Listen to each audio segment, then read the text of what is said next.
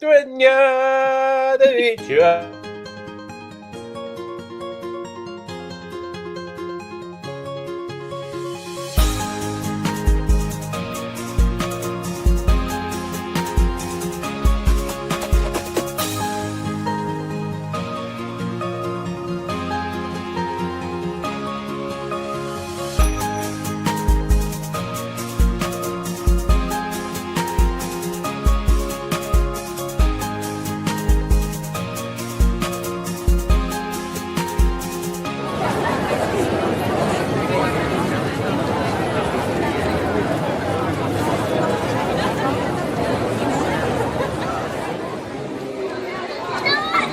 It's on!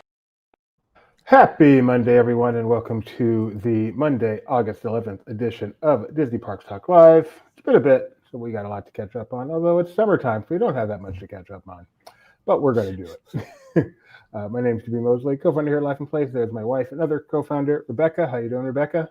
I'm doing fine. You know what? Watching that beginning sequence, we're getting closer to a time where we're going to have to replace it, huh? Because, you know, Iger, the clock is beginning to tick, right? Isn't that where we're in the final countdown? Well, there's also 2 new ships since that one. Yeah.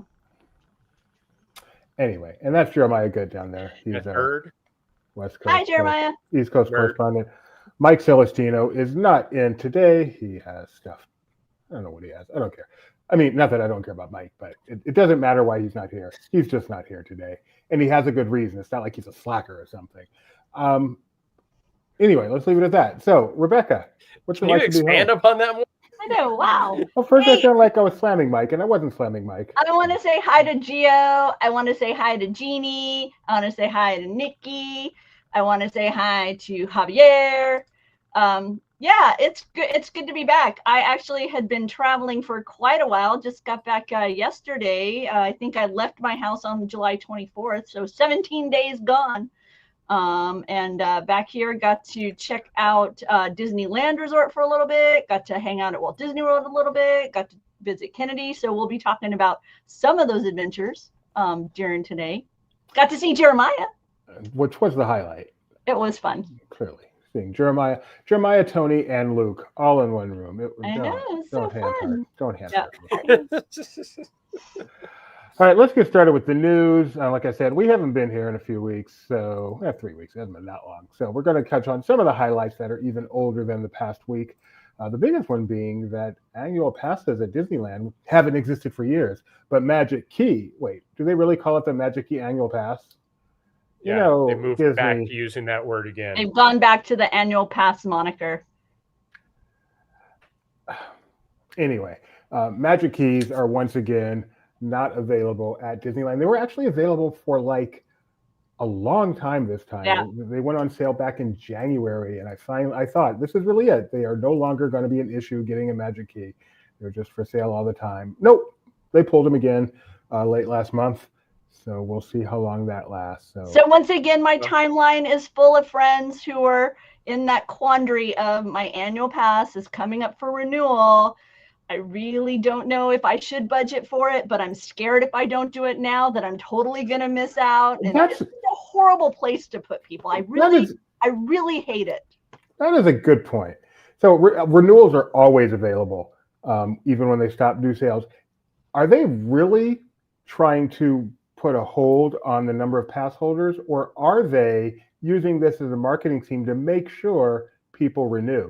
I wish I could figure it out because it's so frustrating. There's no question people are renewing for fear of not being able to buy new later. So it's interesting. What do you think, Jeremiah?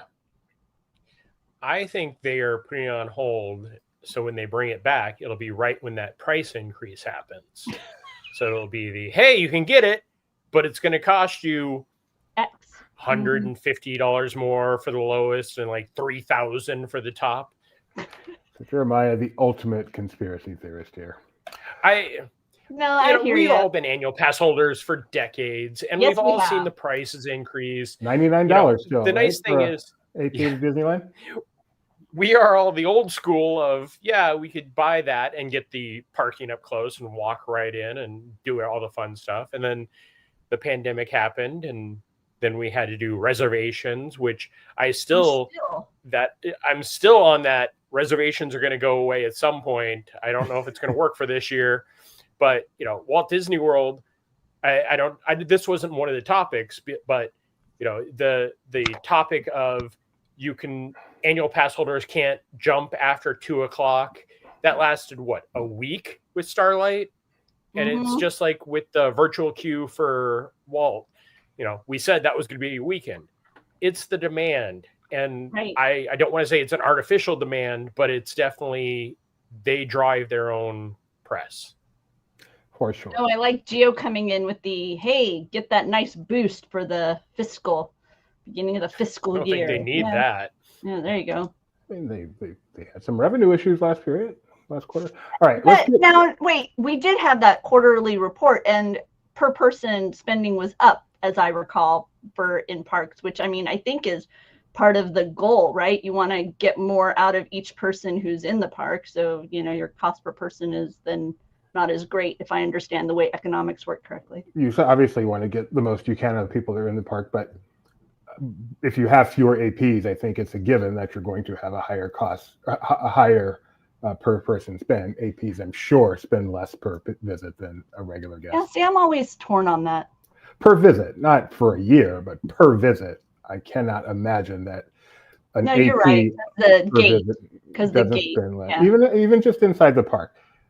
I think. I mean, there are certainly exceptions, but no, we all went into the park and would at the most buy a Dole Whip in a day. Yeah, I mean, sometimes we'll buy a lounge fly or whatever, but if you average it out over the entire time versus a family who's there for 1 week a year, I don't think it's even close. Yeah, we are. This annual pass holder hold thing is tough on us old school or people who have just been used to having them. So not gonna lie. We need to be thankful. We could be in Tokyo where they have the best park in the world and they simply can't buy. Don't have it. It is simply not available. Not a thing. So thank you, Mr. DeMauro. Please do not make any drastic changes. Exactly. Keep annual passes available at least at times. We're happy with what we have. Domestic parks. Speaking of happy with what we have, that's not really a segue, but Jeremiah, what's going on at the Magic Kingdom? So I haven't been that far into the Magic Kingdom for a while. There's something coming up. You'll be wanting to watch our TikTok in a little while for a challenge that we were doing. So today I really ventured around the park. And on the walls for the Rivers of America, they put up some new flyers. I know that they've been up for at least a week or two, but we've all been crazy busy. And there's some great fun little in-jokes here. It's just advertising for things that don't really happen. I hope you do a review, yes. There's references to movies that my family watched. There's references like that we joke around about here. Doc Terminus, that's Pete's Dragon. The Apple Dumpling Gang got a nice little call out here with the Quake City. And this is the one that Doobie should know. Hundreds of Acres, Silver Hill, Colorado. It's obviously Winnie the Pooh with the hundreds of acre wood, right? No? I have no idea. What? I thought Snowball Express was one you actually knew.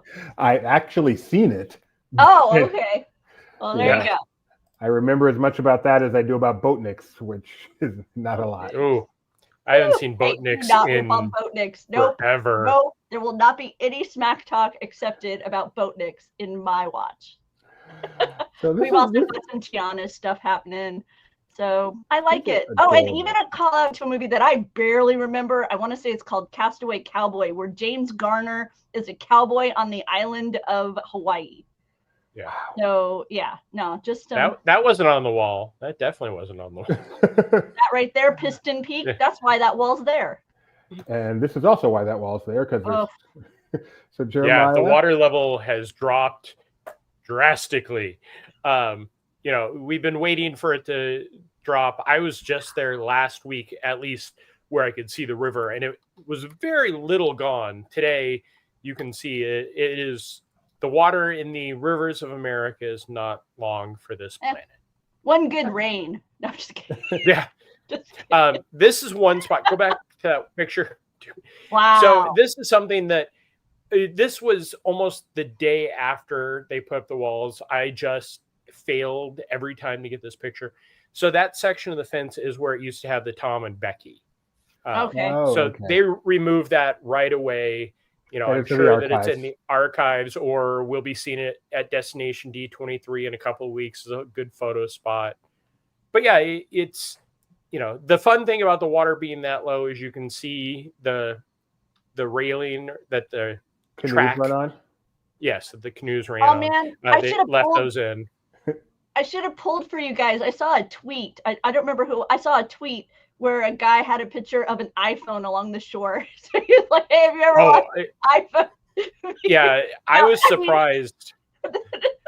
Hey, those of you who have been following Laughing Place for a while will know that I famously, in my own head, famously lost my hat on Splash Mountain, and I got it back months later when they did a refurbishment and they drained the entire attraction. And then I got a very nasty, gross, crud-covered ball cap from Disney. They let me know that they had found it in the drain during the refurbishment.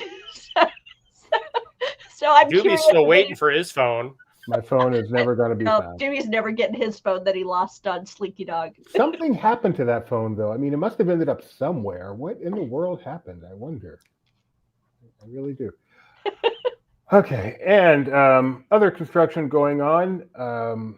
This is a big project going on in Toy Story Land, Jeremiah? So, yeah, to the left, we've gotten a lot of hints that the colorful fence is going to be a new food cart, something along that way, quick service. To the right, this is actually considered Star Wars Galaxy's Edge. Like, yes, the wall runs up along, but that's, you know, what we're looking at. That's why it's not colorful, is it goes into Batuu. Gotcha. And it goes deep into Batuu. This was when they closed the seating area for Woody's Lunchbox. This is where they famously put the wrong trash cans and umbrellas that caused everybody to be up in arms. So don't know what's happening here, but this is a very long wall. Goes from the cast member entrance in Toy Story all the way down to the crash site, if you're familiar with Star Wars Galaxy's Edge. So it's a long, that area has been used for seating for overflow. So who knows what's going to happen there. Hopefully it is something that will give us some more seating, would be nice, even if it's themed one way or another, because it is definitely in need. I've seen more and more people just pop a squat in the middle of the walkway. So we need more seats everywhere. Yep. All right. We'll move on with that terminology. And finally, Adventureland. There is with a sign, and there it is without a sign. Yeah, they removed not only the signs, but all the props. You know, they had skulls up there. That's also where the Abu from the 50th holding the medallion had been. You can see him small on the right. Yeah.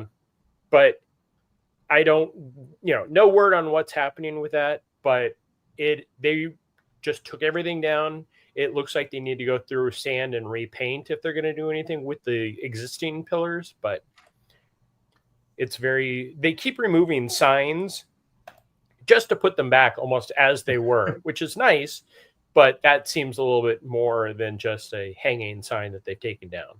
If they're removing signs just to put them back as they were, do you think this also was removed to put it back as it was? Oh. Yes, absolutely. Stage 1 was torn down completely just to be rebuilt. No. No, you can't see it. The day before, I saw pictures of half the building as they were tearing down. You could hear it still, but you could see the cranes in the background. Stage 1 is gone. That's amazing. Every time I've walked by that area, the construction is going full force. So the monsters area, as you can see with that concept art, there is nothing in the center, which does open up the land quite a bit. So it'll be nice to have that, a nice park, just as long as they give us something decent in the theater. Yep. Yeah, we were in that area on Thursday, and it is a trip to see walls and tractors and stuff moving back there. I agree, Gio. happening. I hope they save some of the sets and some of the props from that shop. They we've seen over the years that they've done such things. So who knows? All right, we've talked a lot about tearing stuff down. Let us build up now as Rebecca talks about the building up of frivolity at ESPN Wide World of Sports.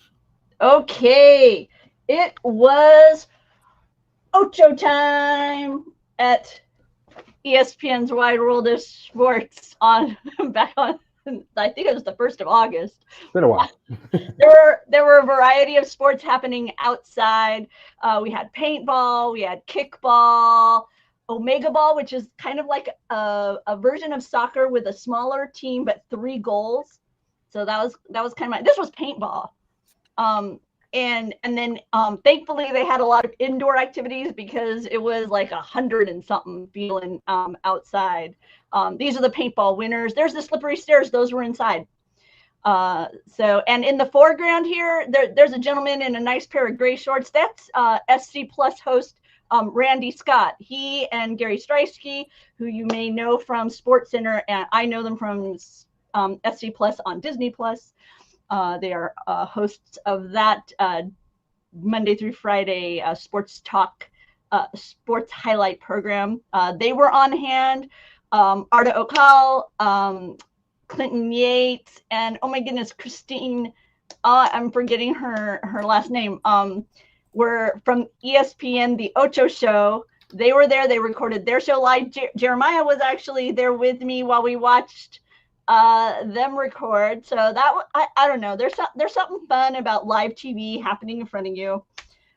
So we were enjoying that. They had a media preview the day before the Ocho started, and I actually got to learn a bit more about the game Pop Darts from the founders. If you haven't checked out Pop Darts, it's fun. It's like it's a game you can play anywhere. It's really cool.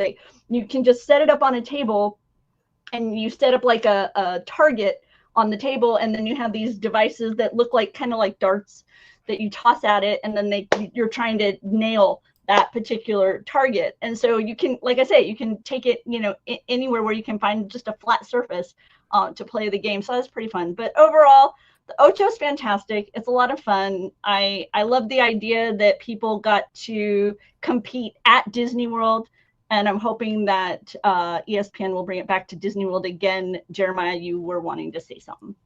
You didn't talk about the best game possible they were doing in there, the bull shooting.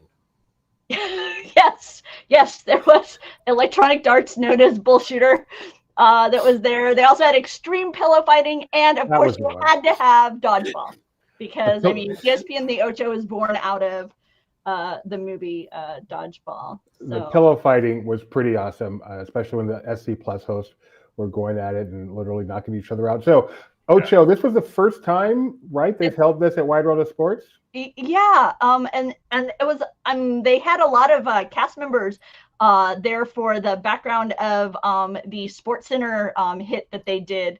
So that was pretty cool. It was. I know cast members have something called Backstage Magic, where they're kind of awarded a prize, and in this case, it was the opportunity to come and be in the audience of SC Plus. So right now, SportsCenter is in the midst of a 50 states in 50 days promotion. And this one was Florida, of course, because we're at Disney World in Florida. And so the cast was in the background when they did we're here in Florida, and then they panned the crowd. Those were all most of them were cast members who had won this backstage magic dynamic. So, oh yeah, Mickey and Minnie were there. I saw Donald and Daisy. A lot of fun. Yeah. So Ocho, as Rebecca talked about, is an annual thing they've started doing at ESPN. It seems to get bigger and bigger, where they just showcase some of the crazy sports, lesser known but funner sports. And hopefully they can continue doing this at Walt Disney World. And this was actually free for guests to attend, right? Yes. You were able to come watch the competition happening, and they were filming it for broadcast on the ESPN networks. Pop darts. Yeah, there's Pop Darts. So yeah, pay attention. So this dynamic here, they had like the top 2 players, but then the third spot, these these were all representatives from across the country, and they were all firing their darts, and whoever got the closest, that was who got to go to be in this next round. So it was really intense to watch all of the states tossing the darts at the target to see who was going to be that third spot moving on in the competition. It ended up being California, by the way. So pay attention to what's going on at Wide World of Sports, to the Ocho schedule, and that might coincide with your vacation. And if I wish I were there. That would be a great treat to tack on to your vacation, or if you're a local.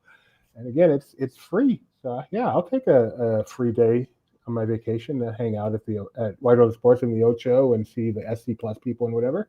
And if you've ever wondered what ESPN's Wide World of Sports looks like, look for the ESPN Ocho content. It's still out there, ESPN Plus. You can still find some of it out there. So yeah, you can get a look at what Wide World of Sports can look like. Okay, next up, let's get to the other coast. As I said, Mike Celestino is not here today. So sadly, we will have to figure this out on our own. But over at Avengers Campus, which is in the process of being doubled in size, they have gotten to the point where they can do some vertical construction. So they put this ceremonial large vertical beam in place as they continue that work. Soon there's going to be, okay, we're midway. So here's a celebration of the midpoint of our construction. Yes, because when they reach the top, they're going to put a flag up there and have a celebration. Exactly. That's right.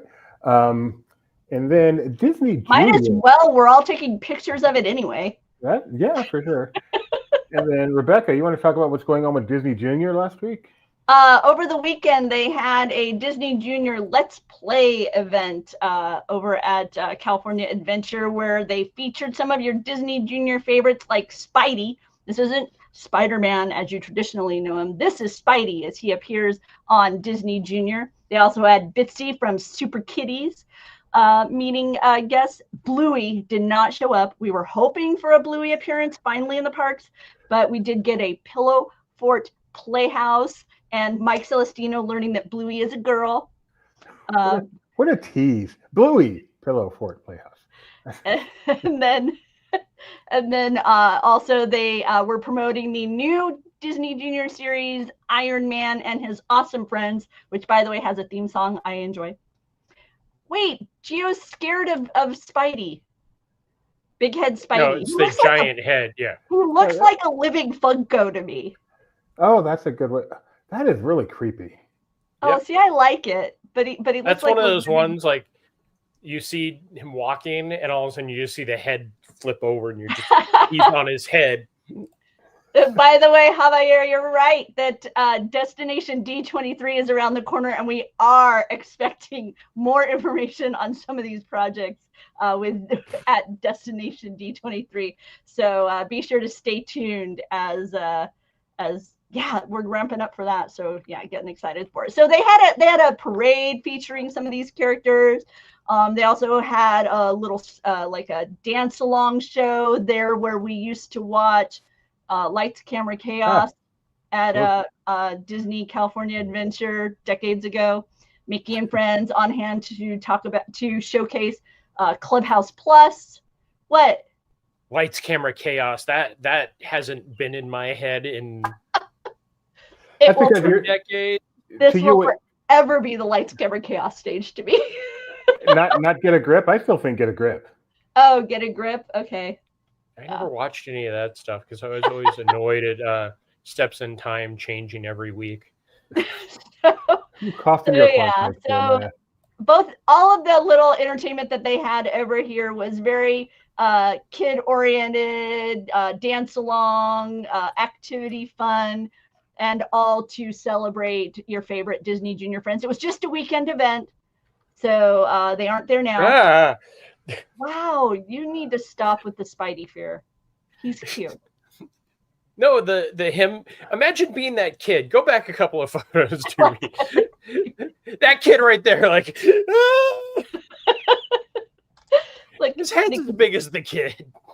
Lights, Camera, Chaos is a good name for it. I think it's a good name for any day around here at Laughing Place. Let me just say. Lights, Camera, Chaos. All right. So Mike Celestino, no one more appropriate to cover that event, was there and did a great job with that. So yeah. And sadly, as we said, Mr. Bluey was not there. No. I know. Bluey is a girl. She was at home in Australia. I think my niece would be scared of Spidey, and she loves Spidey and Friends. Well, I mean, that's not uncommon. They also got to showcase Winnie the Pooh and Friends, who are part of the play date with Winnie the Pooh. That is, there's like little shorts featuring what I like to call Pooh babies. What I like to call, they're like Winnie the Pooh babies. They're so cute. Something about that phrase that. You know, you may not know this about me, Rebecca, but I have this little short list of things I just don't like. Really? No, you? Shocking. I've only been exactly. That's very unique, Doobie. Oh, wait, Gio, you think of Pooh, the Playdate Pooh, as an odd version of the character? Oh, come on, he's adorable. Gio's got opinions, man. I know. All right, and we got some. Another phrase. We got some low-key good news last week. I hate that. What does that even mean? Low-key. People say it just as a random. I don't know. That's one of those ones that I have been so annoyed at people like low-key. It's like, what does that mean? You're talking to me. You're telling me whatever your thought is. It's not low-key. They have low-key announced the replacement for Bob Iger. No, they haven't. They have announced it drives me crazy, low-key. Anyway, but here it kind of not makes the one with the horns. Though. I know that's the only thing I'm thinking. I'm thinking of someone from Asgard with a green outfit and large horns. But go ahead. Gio, you're mean. Are you serious, Gio? Come on. Anyway, we did get on the DL almost sort of kind of slipped in there. Yes. I'm okay with the DL. That the Beast Library is going to get some usage. How cool is that? Lorcana is coming. The Lorcana Collection Quest, which is kind of a trading game. And apparently it's going to be based in the Beast Library, which is in the animation building and hasn't really been... Figure out which Lorcana card you are now? Look, I'm Flick from it. It's tough to be a bug. So, and it's been closed for quite a while. So it's nice to see it get some usage. And yeah, this is a free activity too. So the Lorcana Disney combination gets even stronger. Yes, Jeremiah. So low key. When I was out at Disneyland last time, I walked down into, they have the first room of that entire thing, and they still have the magic mirror, and he still talks about the Beast Library and the voices of Ursula. And I'm just standing there going, couldn't they have just cut this part? Like, do they still have the zoetrope in there? Yes. Remember, Dan Koppenmeyer was just there. I was cueing you, Rebecca.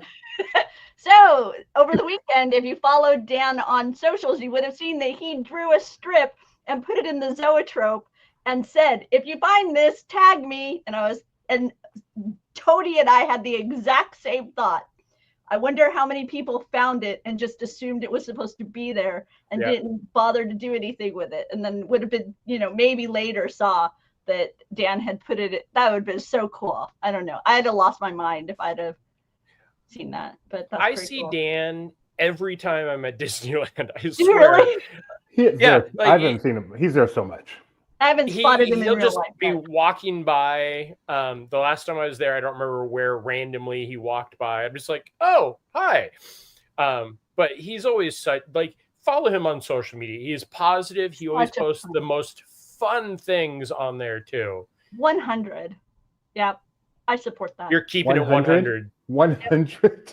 She's keeping it 100. 100. You guys are... I'm just trying to annoy Doobie. They're trying to nails on a chalkboard me to do. Let's get to something that makes me happy, even in the saddest of times.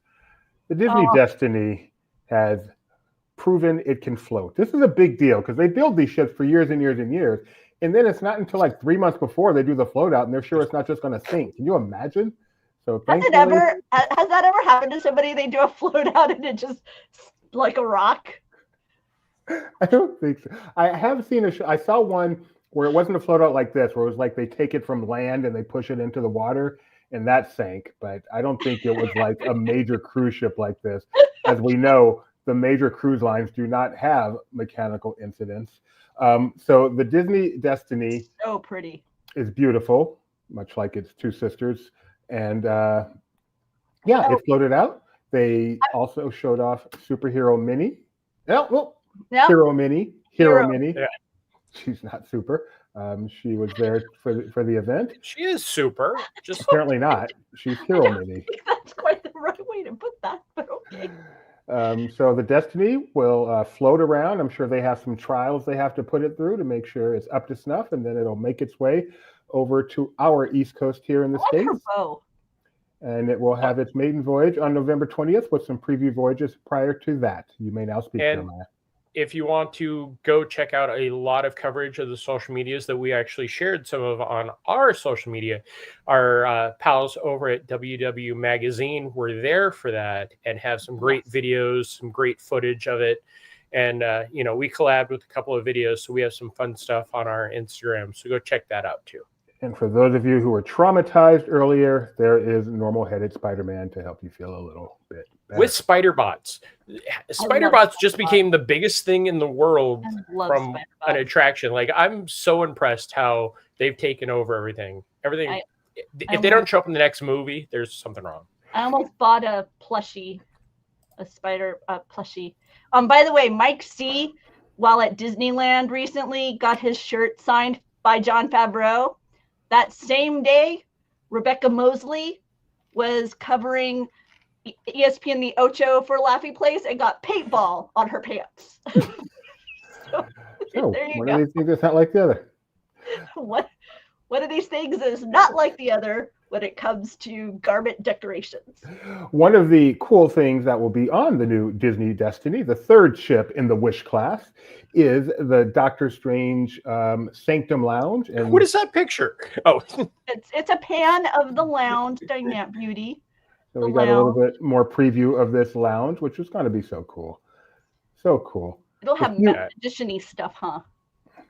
And this will be where the current, if you're on the Wish, the Skipper, if you're on the Treasure, thank you. The Skipper Society is, if you're on the Wish, this is where the Tiana's Bayou is. Oh, okay. Which I had to ask somebody, I'm like, I'm pretty sure that is that spot, but I wanted clarification. And I haven't been on the Treasure, but on the Wish, the Bayou. Is Leisure the next ship? I think on the Wish, the Bayou was just my favorite sit and hang spot. It was just, I love the Bayou and in a great location. Awesome. The Skipper Society is great. I was worried on the Wish because it was such the waiting area for the Star Wars lounge, but that, I haven't been on the Wish since it's open, so I know that dynamic has changed a lot, but it's usually the fun place where trivia takes place. And as if that weren't enough, they have said, you know what, let's go ahead and start work on the fourth ship. So they have done the ceremonial steel cutting for Wish class ship number 4. It does not have a name yet, but this will presumably be pretty much the same. Destination D. Right. I bet not. I can be wrong, but we'll make a gentleman's bet that we will not learn the name from Destination D. Wow. Okay. Of course, Jeremiah is far more connected than I am. He probably knows the name already because he's seen the script. It is, Doobie, it's called The Leisure. So, yeah, already underway, the fourth ship. I believe this is the last ship in this class, at least as they've announced. They've announced there will be other ships, but I don't think they're expected to be in this same Wish class, but I could be wrong on that. I think you're correct. I think it was just 4 that were supposed to be in the Triton class / Wish class. And we don't know what's coming. Maybe it'll be the Triton.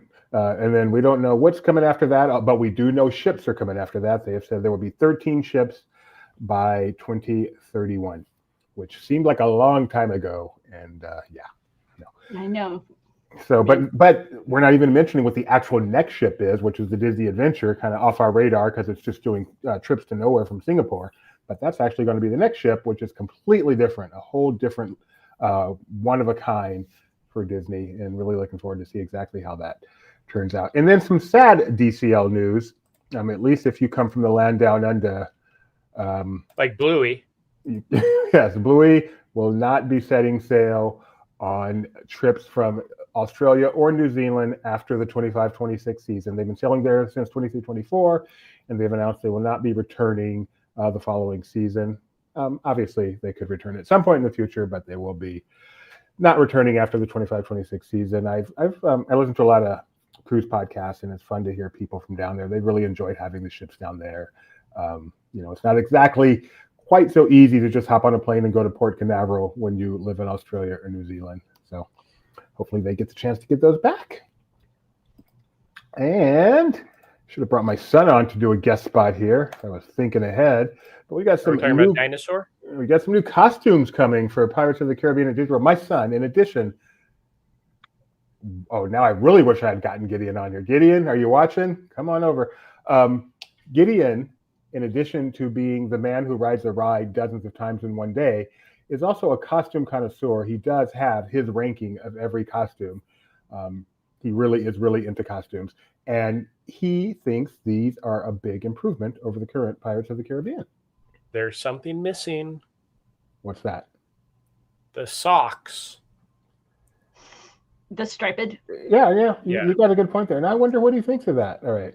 I enjoy the costumes. They're definitely going for the Batu feel where you can mix and match the costumes. So I like them, and I hope the cast members all enjoy them. I'm sure they'll be cooler, but the loss of the socks. They're keeping hats, which is the biggest thing for me. Nikki B noticed the socks as well. I like hats. And there are, I didn't even see this picture bigger. I did not notice that was our ambassadors hour. I don't work there. That was their ambassadors out there in front. A sign that they took down later that day. These are the previous look, right? Yeah. That's so yes. Yes. That was the announcement of Beacon Barrel when they announced the date of Beacon Barrel. They did that great costume run of all the cast members running through that area in their costumes, and then the next day they announced new costumes. Wait, did Disney World have striped costumes? It's right there. I don't think. Yeah. No. Where? I don't see any stripes. You don't see the stripes on those socks? They're there. Oh, okay. Yeah. Okay. Nope, you're right. I just couldn't tell on my screen. They are most definitely there. Yeah, I think that's the opening cast of Beacon Barrel. Fun. I don't know if that. I'm excited. Reservations open for that in a few days. The 14th. A few days. Yeah, the 14th. What is your favorite costume? Ooh. Me? Yes. Yeah, you go first because I don't know. So I've always loved Haunted Mansion, and this is going to be one of those things that I will take any scorn for. The butlers and maids have always been my favorite, but when they let them kind of change up the costumes, when the females would put on the butler costume, they would rock that so hard, and it was such the great look. Rock that on the list. Rock that. I am Amadeus? partial. You like that drip, Jeremiah? Yeah. I just learned that this week. That drip means what you're wearing or something. Sorry, go ahead, Rebecca. Oh, she's got a picture. Let's see. Oh, the Star Tours. That's just because that's what your son lives in. Well, no, he did. Oh, now I made myself all blurry. Boo. Yeah. Okay, let's see. Okay. But yeah, Star Tours jacket. No, I'm a big fan of the Star Tours. And you know what I really miss? I really, really miss the old Phantasmic bumblebees. Oh, I have a Bumblebee shirt and jacket in my closet. I miss that. I miss those days. Not that I would myself want them, but I miss that dynamic. I like and miss the traditional World Showcase costumes where people dress up as caricatures of their country. I thought you were going to say storybook canal boats. No, I mean, I miss certain things about that, but costume-wise, I like that World Showcase when they were kind of like versions of the Small World dolls. Yeah, let's take the most stereotypical vision of what your country is and probably hasn't been in 500 years and dress like that, including America. Yeah. And I absolutely love that, and I don't understand why it had to go. Because I just assume when I go to Norway someday, everyone's going to be dressed like that and wearing layla.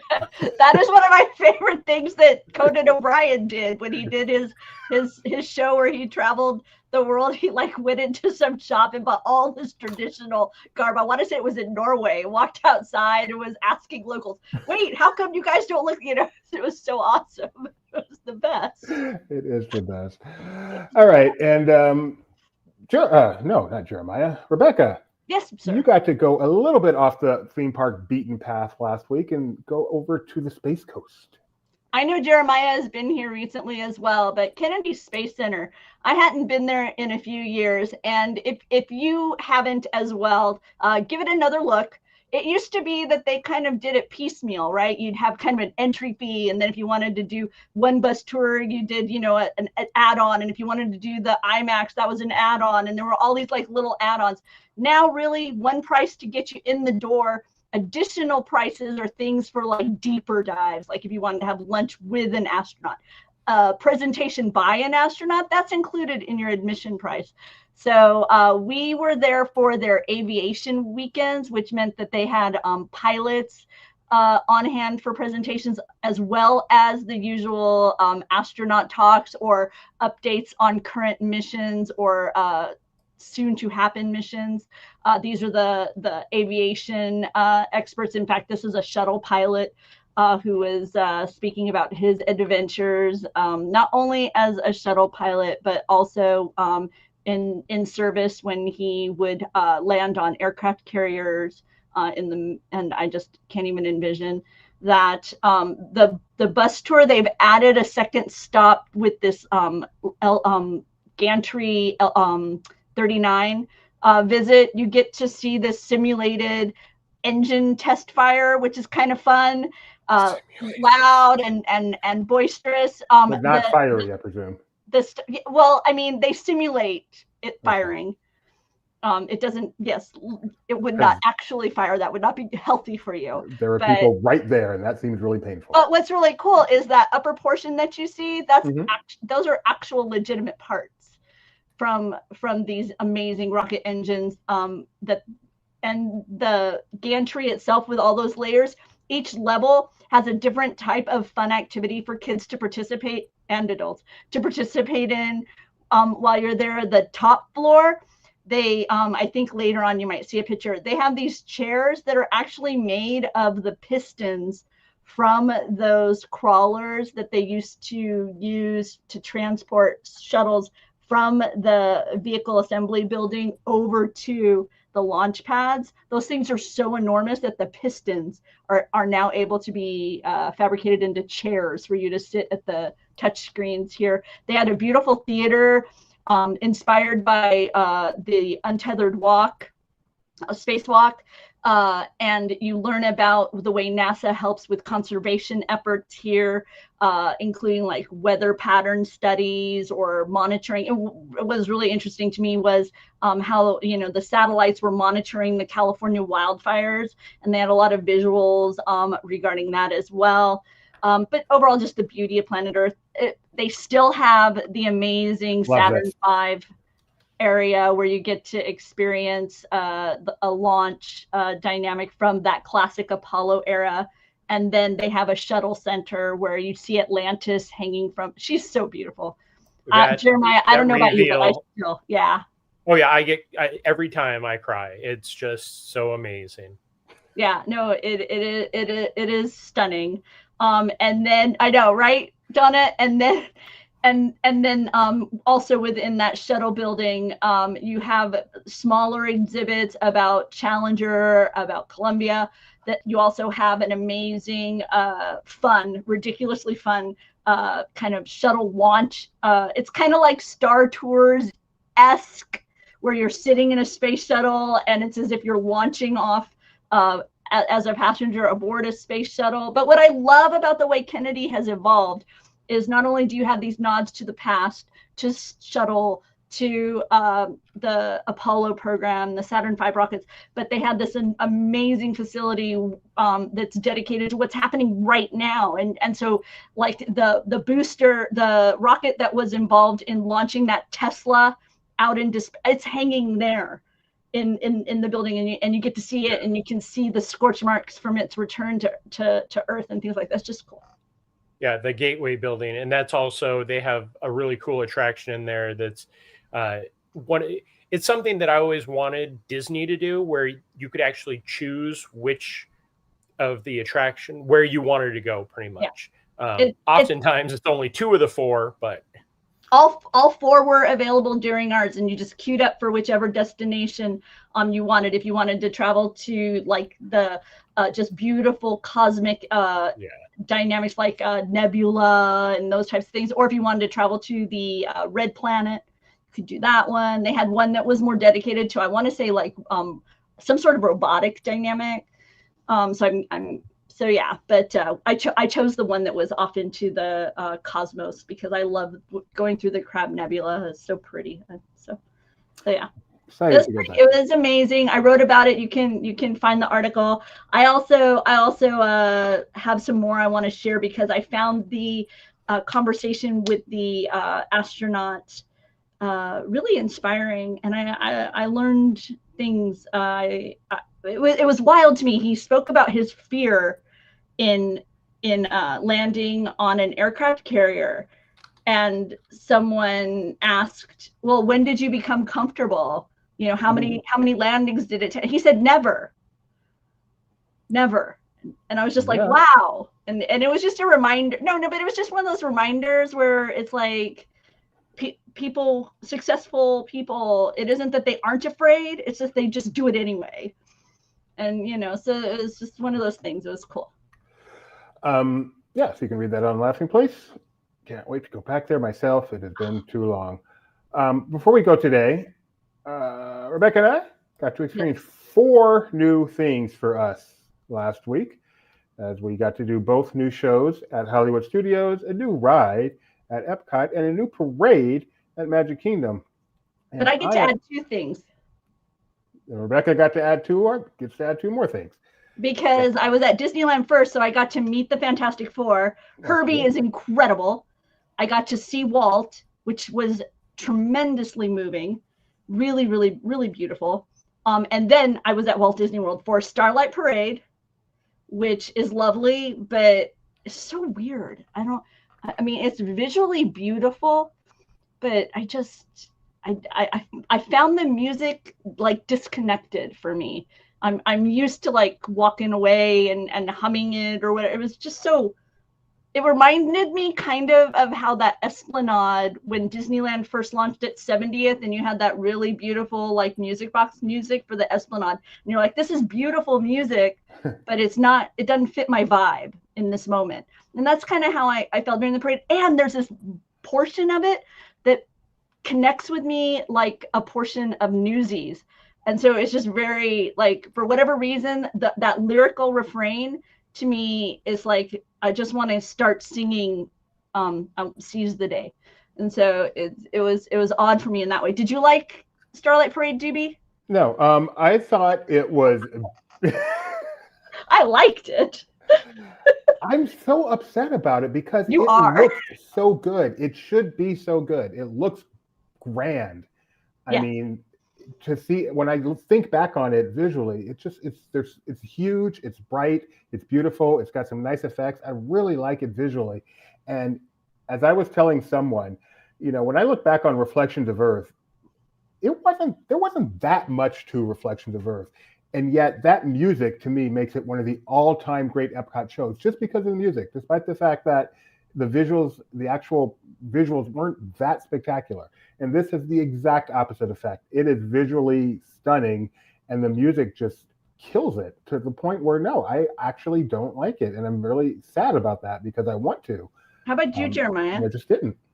So I love the parade, but I am in the same mindset as you guys, where the music, that's been the only thing that I've thought of is, they're great tributes to Main Street Electrical Parade. There's tribute to Spectro Magic, but there isn't, to me, a Starlight melody. I know that there is, but it is so underlying. Yeah, you don't hear it. I always will talk about Light Magic. Light Magic wasn't, the most amazing thing, but the music to this day, I will still listen to it nonstop. 100. Yes. Starlight is 100. Starlight is, I definitely need to go back and see it a third time where I'm just sitting there, not recording, not worrying about anything, and enjoy it to see if I can pick it up. But yeah, it is, the music doesn't match the visuals for me. I will say that the energy, it kept all of my nephews and niece attention. And, they're young. My niece is, I want to say, approaching 2. And it was well past her bedtime. And she was doing the nod and open the eyes. But she stayed awake. She fought it. And she stayed awake through the whole parade. So they enjoyed it. But I will say, another aspect for me was I had forgotten just how inspirational and how, like, just let me go conquer the world happily ever after has me. And so I saw the second parade showing that night. And so I'm on this high from happily ever after, go and find your dream and accomplish your, and then it was just such an odd, like, kind of after. There's also, it starts with the opening of Wishes. The Jiminy Cricket speech is what is the opening. So that alone brings me up here. And then, and just to say the same thing, I had in my head Paint the Night so built up. And because I saw it in Hong Kong when it first came, and that was, Broke Hoedown was still the tying music to everything. And then I saw it at Disneyland when it came there the first time. And I remember going, yeah, I don't need to see that again. But I couldn't remember why. And then when I finally saw Paint the Night a couple of months ago at Disneyland, that is also just a cacophony of music. There isn't, the When Can I See You Again isn't the tune that runs throughout it. It's here, and it's pieces of this and pieces of that. And that is to me the thing. That's By a the good one way, because this is another aspect I didn't want to skip over. Is that there is kind of an odd lull between the floats that I'm not accustomed to. That there Right. are some performers in between, but it's not the same vibrancy or dynamic nature that kind of keeps it almost like it's continuous. It's almost like there's it's almost like a curtain. It almost to some degree feels like a curtain closes and then it opens to the next one. A curtain closes and it opens to the next one. Go ahead, Juby. I was just going to say that's a good point you make about the lack of. I think I'm not giving enough credit to the lack of a throughput, because when I think of the music for the parade, I mostly think of each float's individual music, which is fine. It's just the music from the movie. But what I'm missing is that connecting thread.